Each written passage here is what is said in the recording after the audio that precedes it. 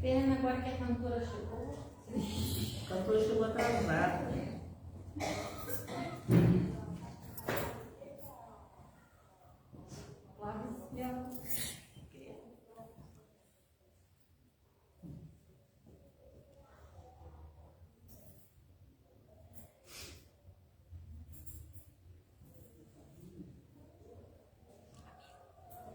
Tem como desligar a radinho? Porque sai a voz dela. Acho que não.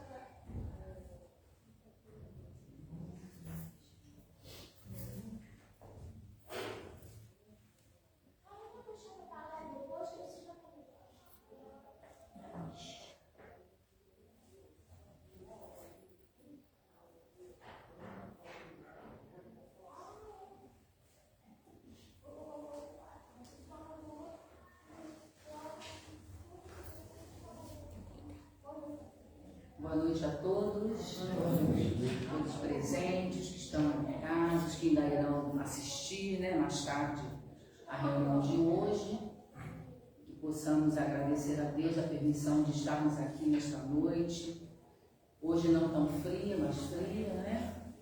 Então a gente vai aquecer o coração lendo essa página de preparo do livro Vida Feliz, Psicografia do Divaldo, Espírito de Joana. Intimidade, né? Joana de Anjos. Sempre que possível, luariza-te com a oração. Faz espaços mentais e busca as fontes da vida, onde aurirás energias puras e paz. Todos os santos e místicos que alteram o rumo moral da humanidade para melhor, no Oriente como no Ocidente, são unânimes em aconselhar a prece como recurso mais eficaz para preservar-se ou conquistar-se a harmonia íntima. Jesus mantinha a convivência amiga com os discípulos e o povo. No entanto, reservava momentos para conversar com Deus através da oração, exaltando a excelência desses colóquios sublimes. Sai, portanto, do turbilhão em que te encontras mergulhado e segue no rumo do oásis da prece para te refazeres e te banhares de paz. Joana de Anjos. Então, Joana de Anjos nos convida a essa reflexão da prece, né? Então, que possamos nesse momento, já com a nossa mente acalmada, com a leitura, que possamos deixar nossos pensamentos apenas se voltarem para o momento agora, que possamos entrar em comunhão com a espiritualidade amiga que aqui se faz presente, deixando cair sobre todos nós os fluidos benéficos necessários para que possamos seguir em frente. Abençoa esta casa, Senhor, que nos abriga, a todos os mentores amigos desta casa, e hoje te pedimos em especial pelo nosso companheiro Clóvis, que fará a palestra da noite, que ele possa ser bem incluído junto com seus amigos espirituais, seu anjo de guarda, para que possamos ter nesta noite as palavras que precisamos ouvir. Abençoa, Senhor, a todos nós, aqueles que aqui não se encontram, os encarnados, os desencarnados, e que possamos assim, com a permissão de Raimundo Cristão, mentor desta casa, a permissão de Jesus, nosso Mestre, de Deus, nosso Pai, iniciar a nossa reunião doutrinária da noite de hoje. Que assim seja. Gente, antes de passar a palavra, vamos só lembrar o pessoal de pegar o celular, quem está com o celular ligado, né, colocar no silencioso, para que não tenhamos surpresas durante a reunião, tá? Cláudio, com você. Boa noite a todos. Que a paz do Mestre Jesus nos envolva nesta noite, a nós encarnados, né, e aos nossos irmãos desencarnados que aqui se encontram. Que essa paz se estenda àqueles que nos ouvem neste momento, né, via Facebook, posteriormente via YouTube. Que a paz do Mestre Jesus chegue no lar de cada um, trazendo, entre aspas, os milagres, né? Então, o nosso tema, né, de hoje são os milagres na ótica espírita, os milagres na visão espírita. Foi até um pedido da Aninha Amora, né? Porque numa outra palestra do mês passado eu falava sobre a questão dos milagres, e aí a Aninha Amora falou: por que você não explica melhor, né? Eu falei: Aninha, tem uma palestra que eu já fiz sobre este tema, né?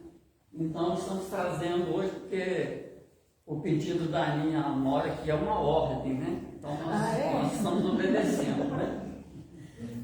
Então, os milagres, o que a doutrina espírita fala sobre os milagres, né? O que os benfeitores espirituais nos trazem sobre os milagres. O que são os milagres para nós que estamos na seara espírita, né? Esse é o tema. É o que se entende, né, por milagre.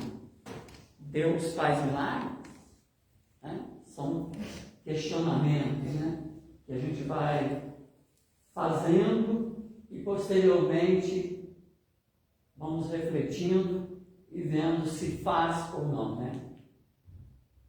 O que é o sobrenatural, né? Que são os fantasmas, né? Que são aquelas aparições, né, que ocorrem, né? A gente fica muito ligado nesse sobrenatural, né? Então, o que a doutrina espírita fala sobre o sobrenatural? O espiritismo faz milagres, né? Tem pessoas que nos perguntam, né? Mas você frequenta lá o centro, lá perto do antigo posto de saúde, né? Lá faz milagres, né? Vamos ver se faz, né? Então, o que é o significado de milagre, né? No entender do povo, né? No entender das massas, o milagre implica uma ideia de um fato extranatural. Alguém que estava à beira da morte, né, entre os dois mundos, e retoma ao mundo físico, a pessoa fala: foi algo sobrenatural, extranatural, foi um milagre. E no sentido teológico, né, o que diz a teologia? A teologia diz, os teólogos dizem que os milagres, né, são uma derrogação das leis da natureza por meio do qual Deus manifesta o seu poder. Os teólogos dizem, né, que os milagres é a derrogação das leis da natureza por meio do qual Deus manifesta o seu poder. Mas será que é?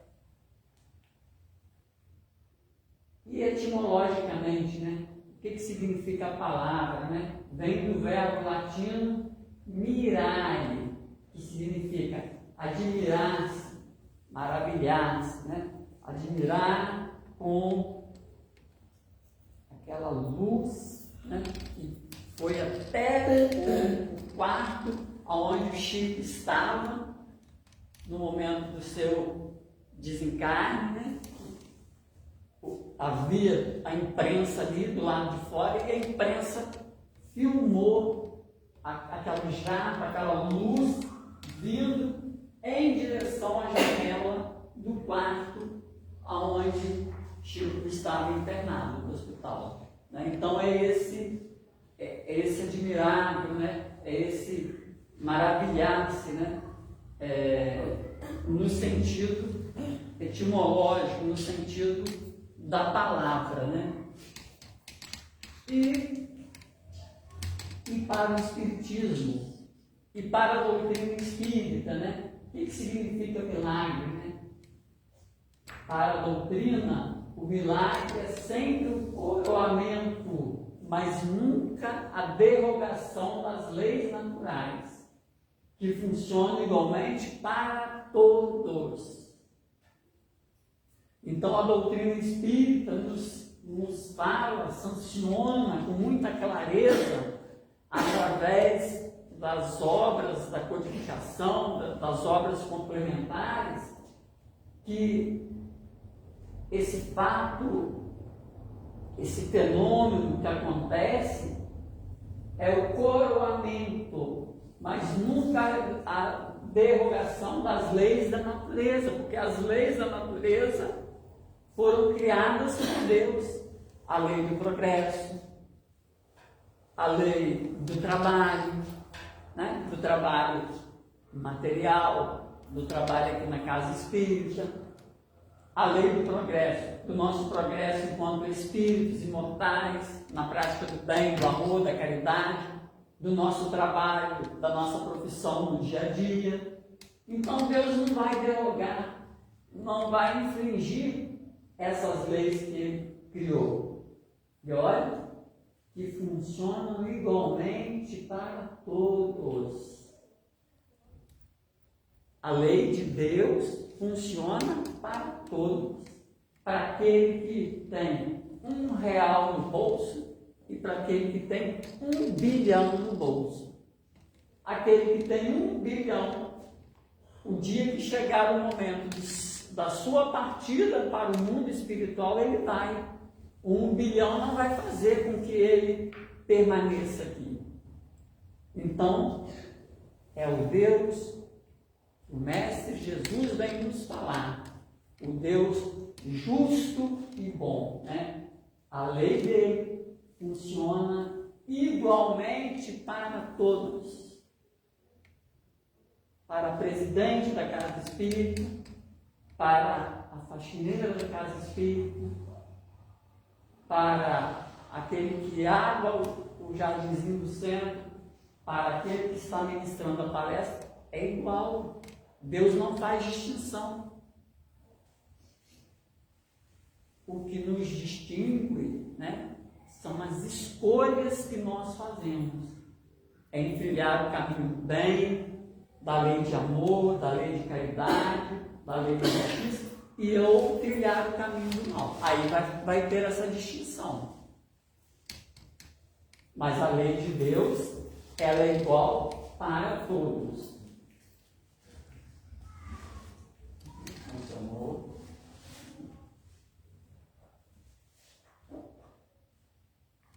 É a designação de fatos naturais cujo mecanismo familiar da lei divina ainda se encontra defeso ao entendimento fragmentário da criatura. Então, o milagre é a designação de fato, é um fato natural, né? Mas ainda, né, desconhecido nosso, né? Porque do nosso entendimento, do entendimento nosso ainda de espíritos imperfeitos, né? Mas é um fato natural cujo mecanismo familiar da lei divina ainda se encontra defeso. Ainda não conseguimos entender muitas coisas que Deus coloca no nosso caminho, por ainda sermos imperfeitos, né? Por ainda fazer muito forte dentro de nós o orgulho, o egoísmo, a vaidade, e aí nós não conseguimos entender esses mecanismos, né, que são de Deus, que são das leis divinas, mas nós ainda não temos esse entendimento. Nós ainda não temos esse entendimento, e aí nós falamos que é milagre. Para a teologia, o milagre não é uma violação pura e simples das leis da natureza. É um sinal de aparecimento de uma nova ordem sobrenatural da salvação, né? Então, os teólogos, tanto católicos quanto os teólogos evangélicos, né, eles falam isso, que milagre não é uma violação da natureza, da natureza, das leis da natureza. Olha o que eles falam, é um sinal de aparecimento de uma nova ordem sobrenatural da salvação. É muito forte, né, a fala dos teólogos. Sinal de aparecimento de uma nova ordem sobrenatural da salvação. Como se Deus quisesse mudar o que Ele mesmo instituiu, né? As suas leis naturais, que a gente estuda claramente aqui na doutrina espírita. Para os teólogos, no Velho Testamento, o sinal é o povo de Israel.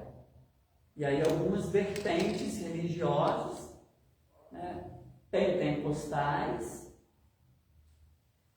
acreditam nessa crença até hoje, né? O povo de Israel, o povo eleito. Não, o povo de Israel é igual ao povo brasileiro, né? O povo de Israel tem os mesmos direitos dos nossos irmãos que estão sendo bombardeados na faixa de Gaza. Porque o Hamas é o Hamas. O Hamas é um grupo terrorista. São outros 500. Mas as bombas estão caindo em cima das crianças, em cima dos idosos, em cima dos palestinos idosos, em cima das crianças idosas. E aí, esse sinal é o povo de Israel? Né? Fica esse questionamento, né? Porque o povo é controlado por um grupo de terroristas, nós vamos condenar o povo palestino à morte? Não. Nós somos espíritas. Nós somos contra a morte. Nós somos contra o assassinato. Nós não podemos. Nós somos contra o aborto. Nós somos contra qualquer forma que venha tirar a vida que não seja aquela que o Criador designou. No Novo Testamento, para os teólogos, o sinal é Jesus Cristo. Né? Lá no Velho Testamento é o povo de Israel, no Novo Testamento é Jesus Cristo.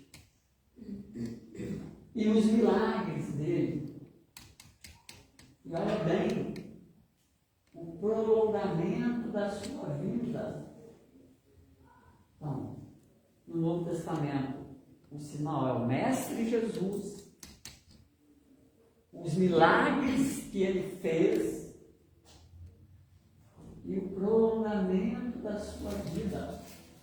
Mas o Mestre fala no Evangelho: eis que estarei convosco todos os dias. O Mestre estará conosco, está conosco aqui, está dentro de nós, porque o reino de Deus está dentro de vós, o Mestre Jesus disse. Se ele disse que o reino de Deus está dentro de nós, não tem prolongamento da vida. Ele não virá numa carruagem de ouro. Ele está conosco todos os dias.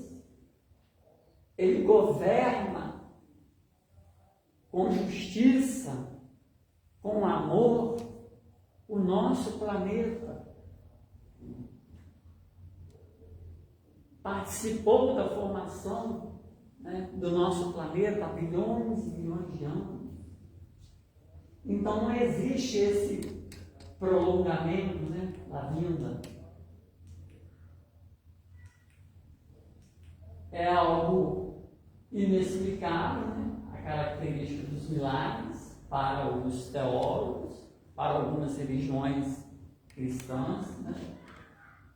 Realiza-se a revelia das leis naturais, é insólito, isolado, excepcional, dura enquanto não se descobre a lei natural implícita em cada um deles. Por isso que os teólogos vão estudar, né? Para beatificar para alguém, né, que seguiu a doutrina católica, para ser beato, que é um passo antes de ser santo. Então os teólogos fazem esse estudo, né? Estuda aqueles casos. Primeiro eles falam que é algo inexplicável, que realiza-se a revelia, né? Mas, se o Senhor Deus a tudo preside, se não cai uma folha da árvore sem a permissão do Criador, não pode ser algo inexplicável, não pode ser a revelia das leis de Deus, né? Não pode ser isolado, excepcional, enquanto não se descobre. Aí os teólogos vão estudar a vida daquela pessoa que se dedicou ali à religião, e aí vai transformá-lo num beato, depois num santo, de acordo com os milagres que as pessoas receberam. Aí o santo fica mais importante que Deus, né? Sim. O Espiritismo faz milagre? Nós vamos ver lá na frente. O Espiritismo faz milagre?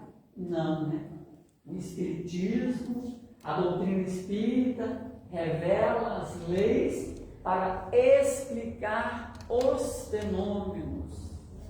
Então, a doutrina espírita revela que existem leis naturais, instituídas por Deus, para explicar o fenômeno. Por que aquela luz passou, atravessou e foi lá na janela onde o Chico estava, fazendo a transição entre os dois mundos, né?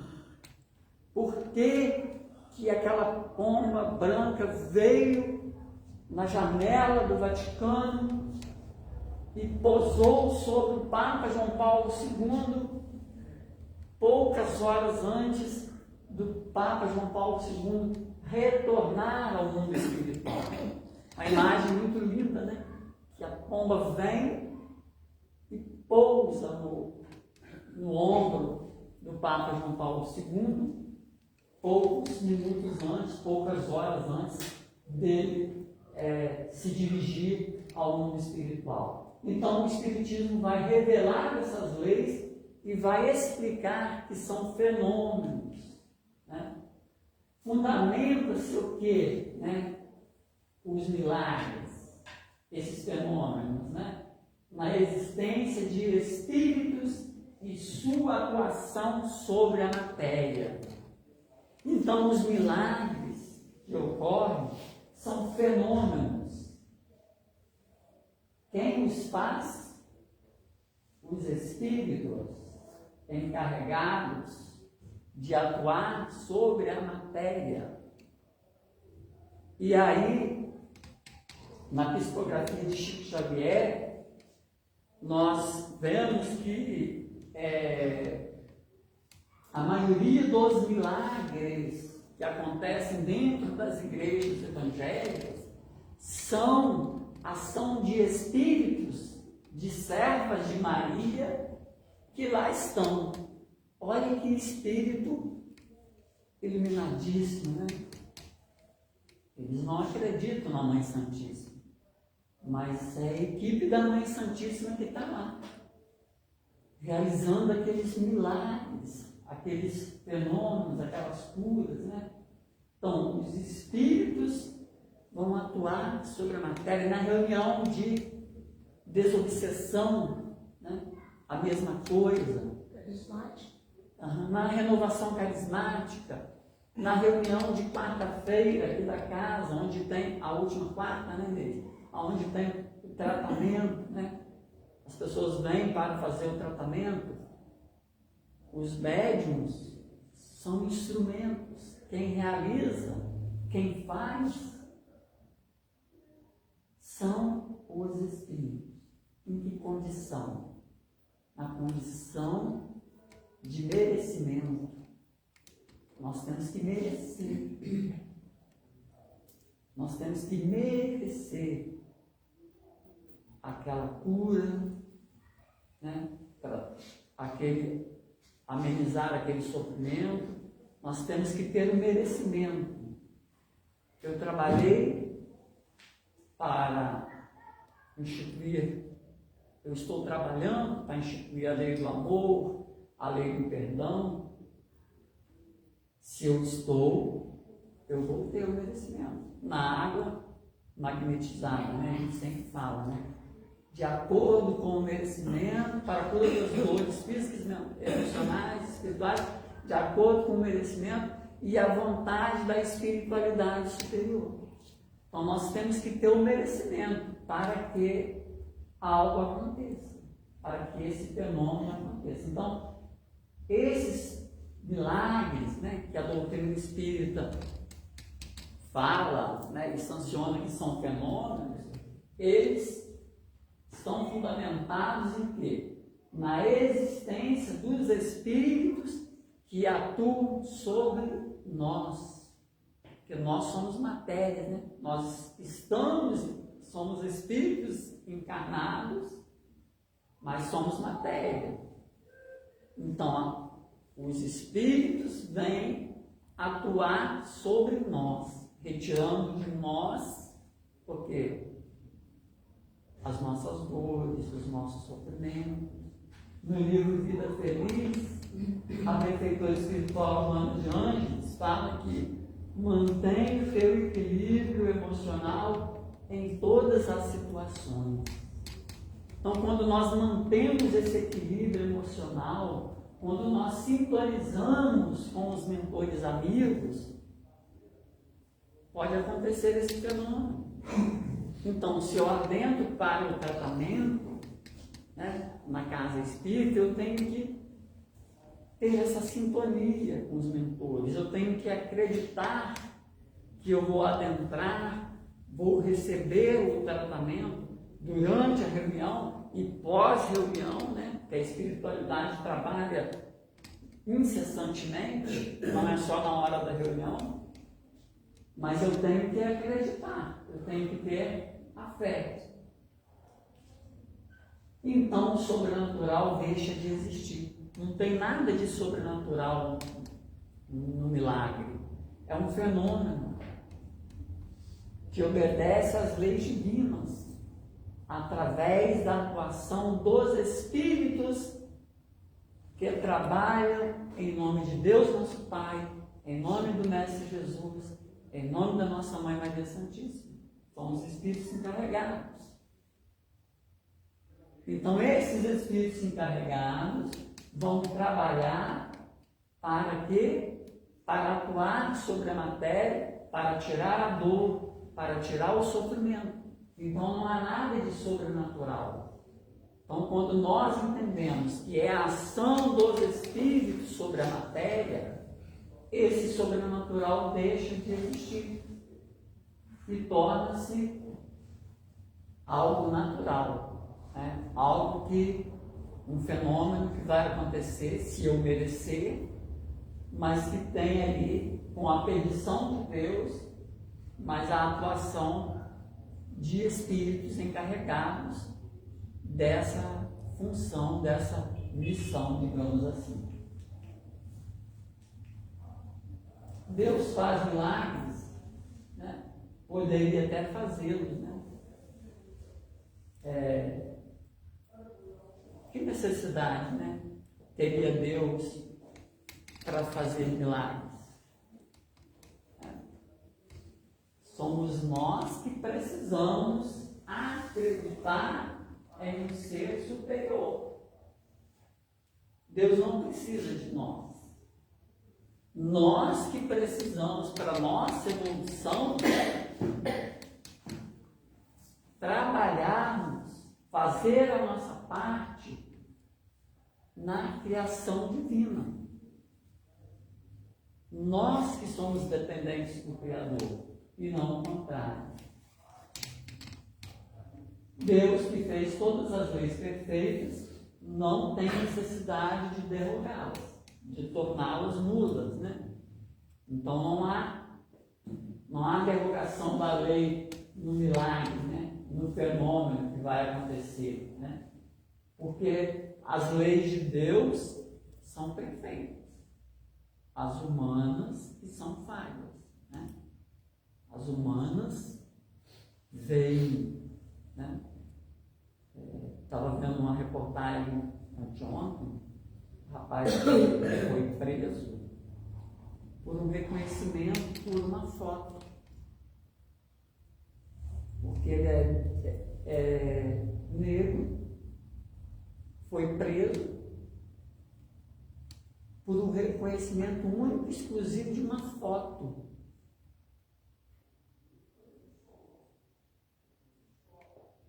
Olha, e a lei fala, né, que não é só a foto, mas aí o que imperou? Imperou o preconceito, né?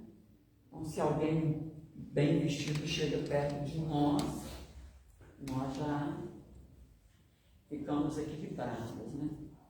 Se chega alguém mal vestido, aí nós já desequilibramos, como diz o benfeitor espiritual Emmanuel, a gente fica em desalinho. Por quê? Porque nós somos preconceituosos, porque nós não aprendemos ainda a lei de amor, a lei de caridade, nós não aprendemos ainda a ter empatia com o próximo. Então, as leis de Deus, elas são perfeitas. As nossas, as leis humanas, as leis da terra, elas são imperfeitas.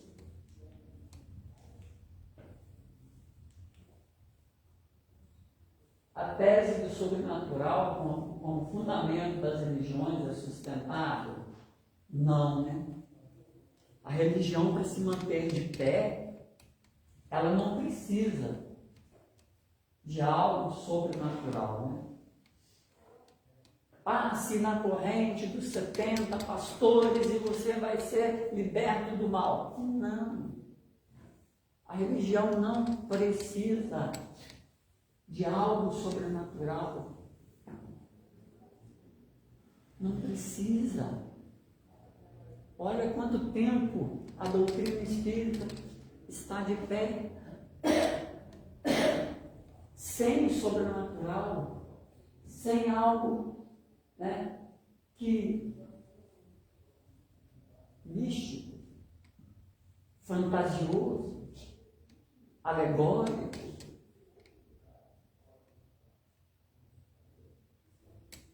Então, vou pegar o lenço que o Chico secou, o suor, né?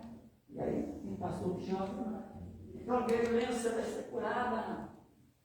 Joguei o lenço, a minha não está mais doente. Não, nós não temos esse poder. O fenômeno acontece sob a influência dos espíritos pelo nosso merecimento. Então, essa tese, por isso que há os ateus, porque eles questionam essa tese do sobrenatural para fundamentar, para sustentar a religião, né? Ela é perigosa, né? Essa tese. As verdades do cristianismo não podem se basear no maravilhoso. Não pode. Por isso que, como diz a música, né? O bom e fiel codificador, nosso querido Allan Kardec, né? Através de uma pleiade de espíritos de luz da codificação, São Luís, Santo Agostinho, Espírito de Verdade, e com vários médiuns em diversas localidades diferentes, a espiritualidade falando de uma mesma forma, de uma mesma maneira, retirando o sobrenatural, retirando o maravilhoso, o mirare, né? O maravilhar-se, o milagre. E aí Kardec fez com muita propriedade, né? Fez com muito amor, portanto só podia ser professor, né? Professor, Hipólito, Leão, Ivaldo, Ivaí, só poderia ser professor.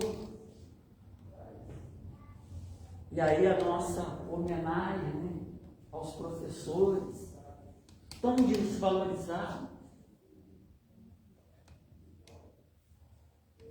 Estamos, né, no ano eleitoral, né, que os candidatos, que os prefeitos que forem eleitos tenha esse olhar para a educação, né, para os professores, né?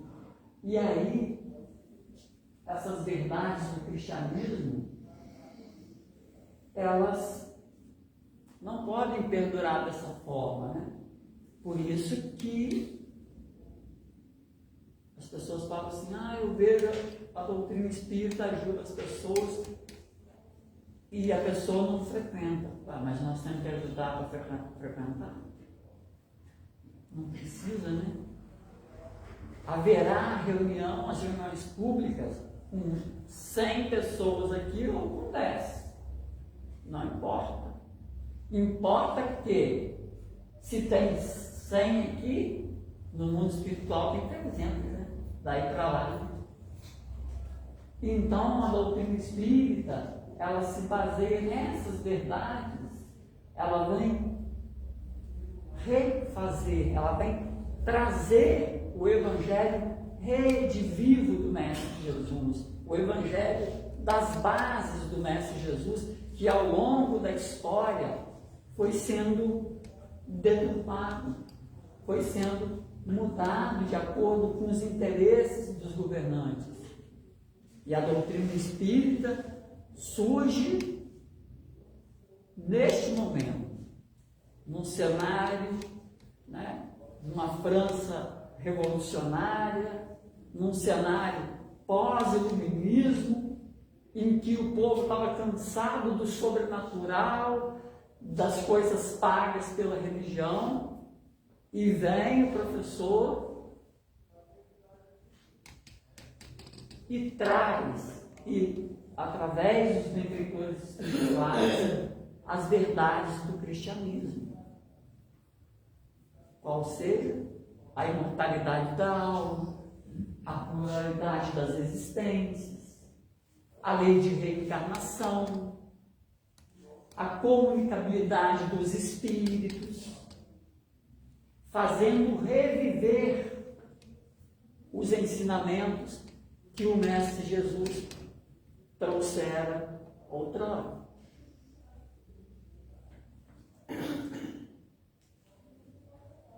Então elas têm que se basear no princípio espiritual. Tudo na doutrina espírita se baseia nisso, né? No princípio espiritual. Como se explicam os milagres do Evangelho? Como se explicam os milagres do Mestre Jesus?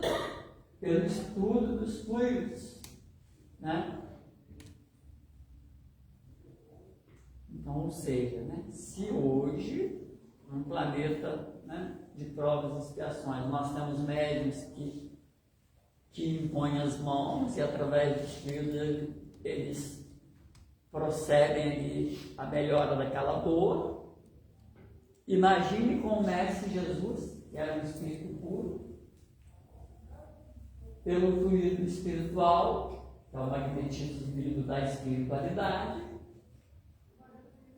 e do magnetizador, né? Que é o magnetismo humano, essa mistura, né? No curso de passe nós estudamos sobre isso, que às vezes é só o fluido do clóris sobre a língua, às vezes é o fluido do clóris com os mentores, com os trabalhadores, com os benfeitores espirituais da casa. Que trabalham na reunião de quarta-feira e que estão nas outras reuniões, nos estudos, nos incluindo, né? Nos trazendo, nos fazendo reviver os ensinamentos de Jesus. Então é através dos fluidos que há a explicação desses milagres, né? Que a doutrina espírita fala de fenômenos, né? Então o fluido espiritual e do magnetizador, do médium, vai fazer o magnetismo misto, né? Semi-espiritual, humano e espiritual. Vai juntar, né? O magnetismo do médium com o da espiritualidade, e aí é de acordo com cada um que está ali recebendo, com as companhias espirituais que estão com aquela pessoa, trazendo aquele processo de tristeza, né? Não é ainda uma obsessão, mas de tristeza, de melancolia, de desgosto pela vida. E aí, de acordo com o merecimento da pessoa, a espiritualidade vai fazendo esse trabalho. Por isso, quando a gente adentra a sala de passe, né, não vamos escolher o médium, né? Todos os médiuns que estão ali estão capacitados, estão aptos a transmitir esses fluidos, né? Cláudio, deixa eu dar um exemplo. Teve uma semana espírita, tinha um companheiro, uma pessoa que não era espírita, era católica, foi na semana espírita. E ele estava altamente com esse problema de depressão. Ele estava com depressão. Eu não sei, não lembro mais quem era o palestrante. Ele falou comigo, rapaz, quando ele saiu da semana, daquela palestra, ele já tinha sarado da depressão. Quando ele saiu da palestra. A benfeitora espiritual Joana de Anjos fala no livro Homem Integral, né? A atuação que foi, né? O que a benfeitora fala, Joana de Anjos? Né? A Neide falou Joana, né? Olha a intimidade com ela, né? A benfeitora espiritual Joana de Anjos fala no livro Homem Integral que a mente em harmonia comandará o corpo, e esse intercâmbio mente-corpo trará a saúde ideal. É a nossa mente. É a nossa mente que comanda. Se a minha mente entra em desalinho, eu vou trazer doenças. Eu vou trazer o que houve com ele, com o rapaz que frequentou. Ele alinhou a mente, ele equilibrou a mente, sintonizou com os mentores da casa, mais os mentores que acompanham os palestrantes, né? E aí, por merecimento, ele já saiu. Tem que ser o som. São, então, é a mente.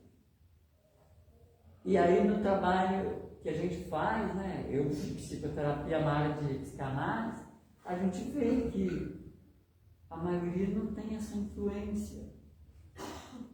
Não tem influência espiritual. É a mente da própria pessoa. E aí passa a ter, né? Porque fica em desalinho e se alia, vai alinhar com quem? Com os espíritos em sofrimento. E aí vão padecer. Então, os milagres, né? Sonhos relatados, né, na Bíblia, a estrela dos reis magos, dupla vista, curas que o Mestre Jesus realizou, libertação dos possessos, né, os que estavam possuídos pelo demônio, que não existem, né, estavam possuídos por outros irmãos que já estavam fora da veste carnal, as ressurreições, entre aspas. Então Jesus caminha sobre a água, né? O mestre vai caminhar sobre a água, está lá no Evangelho de Mateus, no Evangelho de João, no Evangelho de Marcos, o Mestre Jesus caminha sobre a água para salvar os discípulos que estavam no barco, né, uma tempestade. A gente vai ver mais para frente um pouquinho. A transfiguração, né? Quando o Mestre se transfigura no Monte Tabor, aparece o profeta Elias. Né? O que é isso, né? Foi uma reunião de materialização, né? Em que o Mestre se transfigura, e aí aparece o profeta Elias, vários profetas. A tempestade, que foi no mesmo dia que o Mestre andou sobre o mar, ele acalmou a tempestade. Nas bodas de Caná, né? Que o Mestre transforma a água em vinho. Na multiplicação dos pães, a multiplicação dos pães e dos peixes foi anterior à caminhada do Mestre sobre o mar. Né? Então, primeiro o Mestre foi falar com a multidão, aí Filipe fala, né, que não tinha comida para alimentar aquela multidão, aí o Mestre faz a multiplicação, a tentação, né, de Jesus, né, foi tentado no deserto, como relata o Evangelho. Os prodígios após o desencarne do Mestre Jesus, né? Tudo isso é relatado na Bíblia, né? Na Bíblia católica, na Bíblia evangélica, que é uma só, né? A aparição do Mestre após a morte para uma mulher deveria ter aparecido para os discípulos, os apóstolos, mas ele quis valorizar a mulher. Apareceu para uma mulher. O desaparecimento do corpo do Mestre Jesus. Então, são alguns dos fatos relatados. Né? Então, Jesus tinha, o Mestre Jesus tinha a dupla vista. Quando ele entrou em Jerusalém, ele já visualizava o beijo, né? Ele já visualizava tudo que ia acontecer com ele na entrada de Jerusalém, no domingo de Ramos, né? Aí a igreja põe aquele monte de ramos, né? Muito bonito. Depois, quando dá tempestade, aí queimam, né, os ramos para aplacar a tempestade. E quem tem fé acaba aplacando a tempestade, né? O beijo de Judas, a pesca milagrosa, a vocação dos apóstolos, né? Quando o Mestre sai, escolhe Pedro, escolhe Tiago. Ele já sabia, ele tinha a dupla vista, a dupla visão. Ele estava enxergando não com os olhos materiais, ele estava enxergando com os olhos espirituais. Tinha que ter alguém para atrair. Foi Judas, esse é outro. Mas o que ocorre, né, é esse fenômeno que muitas pessoas têm. Né? Chico tinha, né? Chico estava aquela multidão e ele falava assim: manda aquele senhor que está lá atrás com a roupa tal vir aqui. Não tinha condições, eram centenas e centenas de pessoas. Irmã Dulce, da mesma forma, tinha dupla visão, né? Via com os olhos materiais e com os olhos espirituais. O Mestre Jesus tinha, né? Que é um espírito altamente iluminado, o espírito mais puro que veio à face da terra. As curas, né, que ele realizou, da mulher que perdia sangue, do cego, né, do paralítico, dos leprosos, do que tinha mão seca, da mulher que andava curvada, do paralítico na piscina, do cego de nascença, né? Todos são casos que o Evangelho relata, né? Falar um pouquinho da cura do cego de nascença, né? O que o mestre faz? O mestre utiliza a lama que ele pega da saliva dele e faz a lama e coloca sobre os olhos do cego. A lama feita da saliva dele não tinha nenhuma virtude. Qual que era a virtude? De nós, espíritos imperfeitos, irmãos fluidos, né? E do Mestre Jesus, então, quando ele põe a saliva, ele impregna na terra os fluidos dele para curar, para trazer. Por quê? Porque era necessário. Porque ele precisava realizar essa missão divina. E o cego viera com aquela deficiência para ser esse instrumento. Foi curado, precisava ser um instrumento dessa cura para que o Mestre Jesus cumprisse a sua missão. Ele tinha o merecimento, mas era esse instrumento que Deus colocou para que o Mestre pudesse fazer, né, essa cura, né? Nós vemos hoje os homeopatas, né? Eles utilizam muito isso com as ervas. Eles utilizam através da ação das ervas, do trabalho deles, para trazer essa cura, né? A mulher que sofria de hemorragia, né? Há mais de 10 anos, e o que ela faz? Ela, crendo, não podia chegar perto do Mestre Jesus, mas o Mestre já sabia que ela estava ali, porque ele tinha a dupla visão.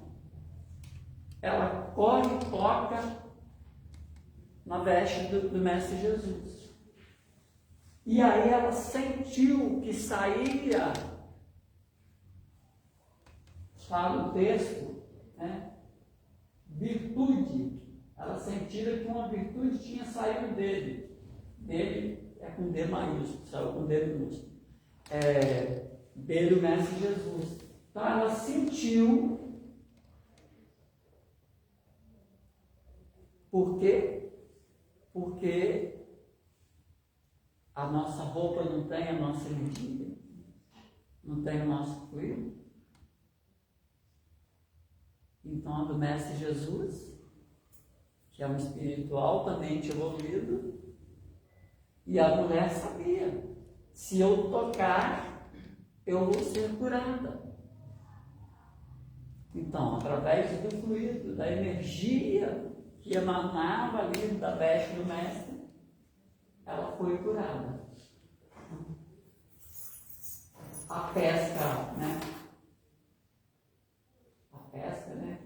Mestre, nós não estamos achando peixes, né? Pedro falava, os outros apóstolos falavam. E aí o mestre fala assim, vai ali, joga as redes ali. Foi milagre? Não. O Mestre Jesus tinha a visão espiritual, ele sabia em que local no mar estavam os peixes. Não tem nada de sobrenatural. E isso não desmerece o Mestre Jesus em nada. Ele continua sendo o Divino Mestre. E a doutrina espírita vem então nos explicar, né? Vem dizer o quê? que quando Jesus mandou que lançasse as redes naquele local, é porque ali estavam concentrados peixes. Então a pesca maravilhosa nada foi mais do que a dupla vista, né? Jesus não produziu ali espontaneamente peixe onde não havia. Ele viu com a vista da alma. Ele não criou peixes. Né? Os peixes já existiam numa outra área. Os apóstolos estavam numa área que não tinha. Então ele falou, lance as redes para lá. E aí fez a pesca, né? Maravilhosa. E a área do mestre, que caminha sobre as águas. Né? Terminou a multiplicação dos pães, dos peixes. O mestre Jesus colocou os discípulos num barco para atravessar o mar da Galileia. E o mestre foi orar. Então os discípulos foram numa direção e o mestre foi para outra orar, para depois encontrar com eles. Ocorre que no meio, o evangelista Mateus narra, no meio, né, no entardecer começou a ventar, começou a chover, e os apóstolos, os discípulos ficaram à deriva. E começaram a chamar o mestre Jesus. E aí eles ficaram espantados, porque viram o mestre de forma tangível, estando alures, estando longe, porque o mestre não estava com eles no barco, o mestre tinha ficado para orar. E aí eles ficaram apavorados. Né? E o que ocorreu? Né? O mestre se transporta e levita sobre as águas. Mas por quê? Pela ação fluídica dele, pelo magnetismo dele. E aí, né, como fala o benfeitor Emmanuel,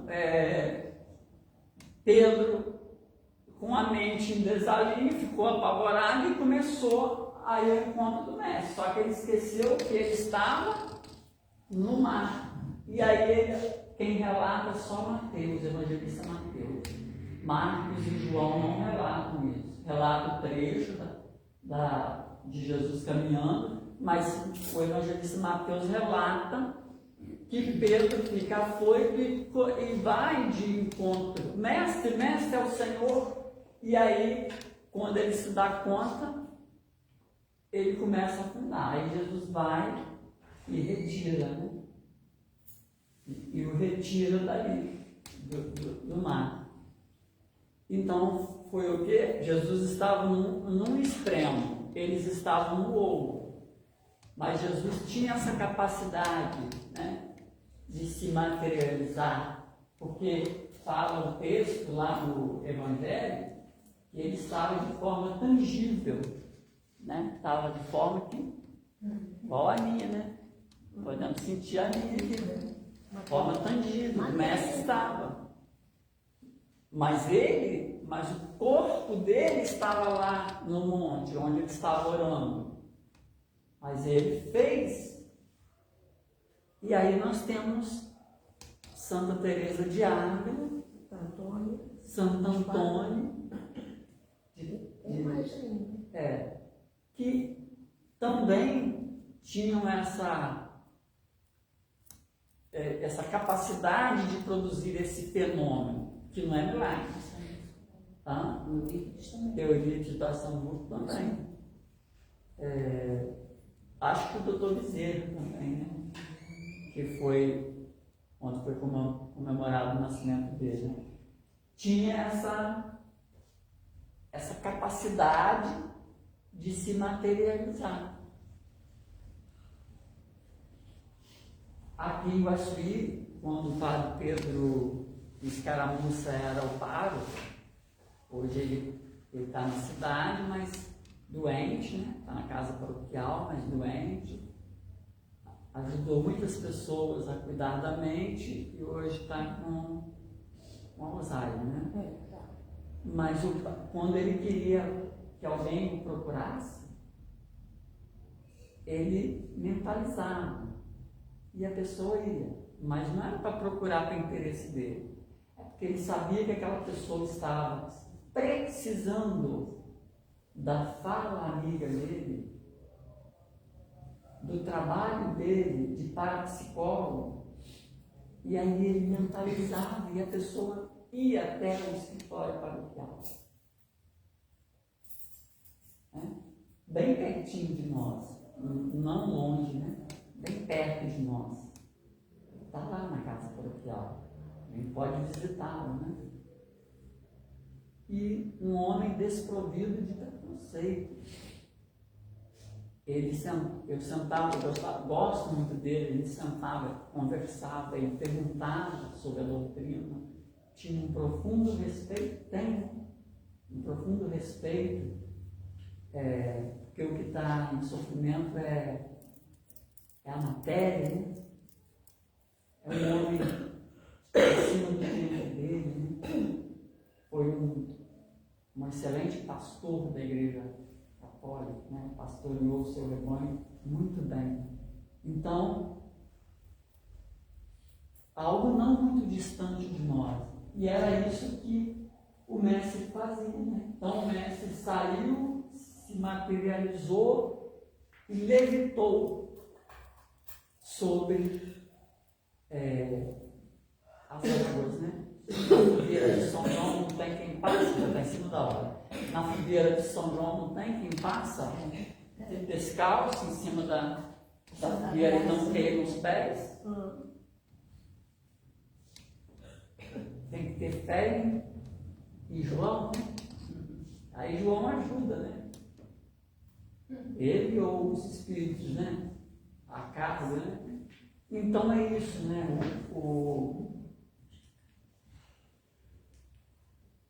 A gente refletir, né, sobre os princípios fundamentais do Espiritismo. Somente assim nós vamos transformar o sobrenatural em natural. E nesse caso os milagres deixam de existir, né? Então os milagres não existem. O que existem são fenômenos através do nosso magnetismo, do nosso fluido, nós conseguimos realizar aquela boa ação, né? Não tem nada de sobrenatural, não tem nada que está derrubando as leis divinas. É o que emana de nós.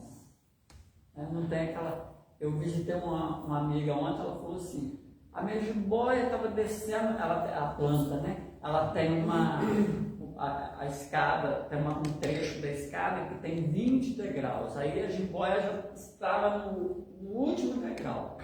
Aí ela falou assim, pois é, veio uma mulher aqui e pôs a mão na planta e falou que a planta era maravilhosa e a planta está secando. É a energia.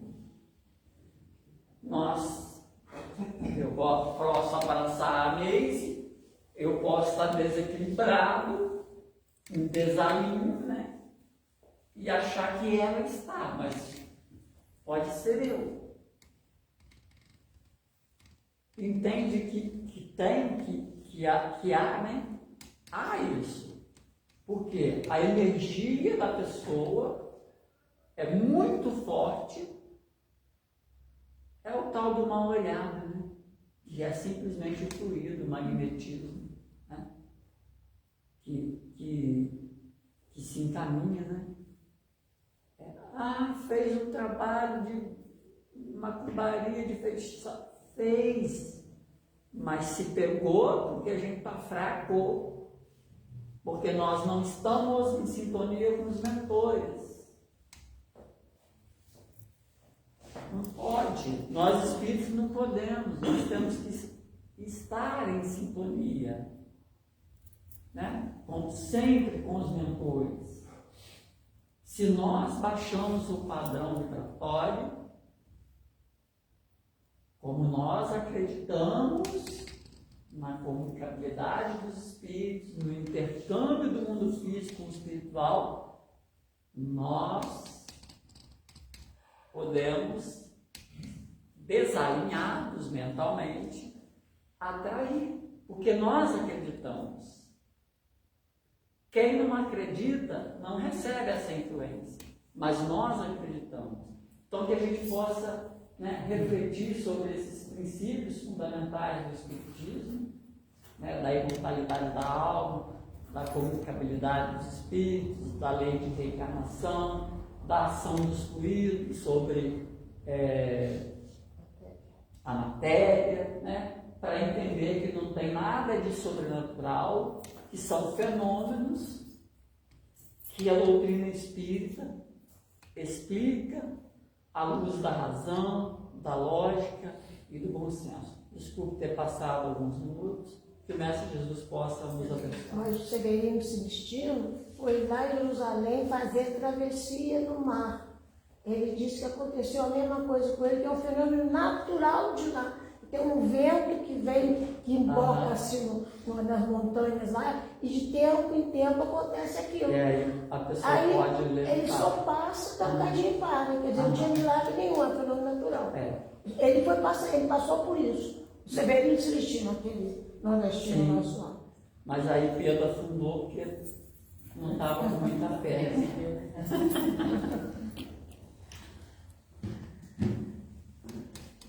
Vocês, nós agradecemos, né, o Clóvis, né, os esclarecimentos, e lembrando, né, também que a ciência hoje já esclarece tantos fenômenos assim que antes não tinham esclarecimento, né? Os fenômenos da maré, né, que abria o mar, mas não era a maré que ficava baixa, né? Aí o mar vermelho, depois a proliferação das algas vermelhas, então tantas coisas.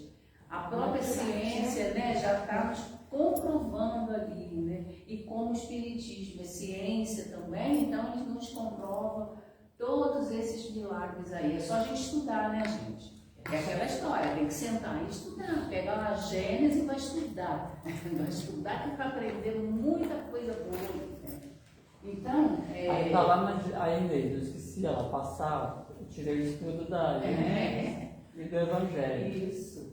Né? A Gênesis explica todos esses fenômenos, né? Então quem estuda a Gênesis vê que, né, tudo é explicável, né? Não que Jesus não pudesse, né, e que Deus não pode também, né? A gente sabe que pode, mas não é, né, gente? De verdade. É, exatamente, né? Então, senão vai ter, alguns vão ter privilégio, né? Deus vai fazer milagre com um e com o outro não. Então, isso não acontece, né? E lembrando também aqui, aproveitando, né, que o Cláudio falou, né, das reuniões de quarta, né, que tem um tratamento. Gente, a gente quando tem fé, a gente é tratado nas próprias reuniões públicas também. O grupo espiritual está aqui da casa, cuidando de cada um de nós, independente da gente ter uma face ou não. Aqui, quando a gente está aqui, esses fluidos já estão nos envolvendo, já estão cuidando de nós, eles sabem de todas as nossas necessidades, até que nós não sabemos, né? Mas a gente quer, porque o fenômeno de ter alguém ali manipulando os fluidos para eu achar que eu estou recebendo, e quando cada um que está aqui já está sendo cuidado aqui no salão, né? A gente precisa exercitar mais a nossa fé, né? Que fé é o quê? Certeza. É ter certeza que está acontecendo. Então que a gente possa agradecer, né, ao Clóvis por ter trazido essa lembrança para nós e possamos agora agradecer, né, aos mentores amigos a oportunidade de estarmos aqui nesta noite. Que possamos então assim nesse momento, Senhor, agradecer essa espiritualidade amiga que tanto cuida de nós, mesmo nos momentos que estamos afastados de pensamento, mas eles ao nosso lado estão, nos cuidando, nos ajudando, nos incluindo, que possamos fortalecer mais a nossa fé, ter a certeza de que nunca estamos sozinhos, que os nossos protetores estão conosco, que Jesus, nosso Mestre, não nos abandona, e que nesse momento, Senhor, que aqui estamos reunidos num único objetivo, possamos levar esses fluidos benéficos a todos aqueles que se encontram em aflições, nos hospitais, em seus lares, aqueles que desencarnaram recentemente, esses amigos que retornaram à pátria espiritual nesta semana, neste dia, que eles possam ser envolvidos pela espiritualidade amiga e serem conduzidos aos hospitais do mundo espiritual. Que a equipe espiritual de Maria, nossa Mãe Celestial, possa envolver a todos os irmãos em aflição. E assim ainda, Senhor, te pedimos por acréscimo a magnetização da água, não só aqui da nossa casa, mas de todo o planeta. Que ela se transforme no remédio necessário às nossas vidas. E assim, agradecidos, pedimos a permissão de Raimundo Cristão, mentor de nossa casa, de Jesus, nosso Mestre, de Deus, nosso Pai, para que possamos encerrar a nossa reunião doutrinária nesta noite. Que assim seja.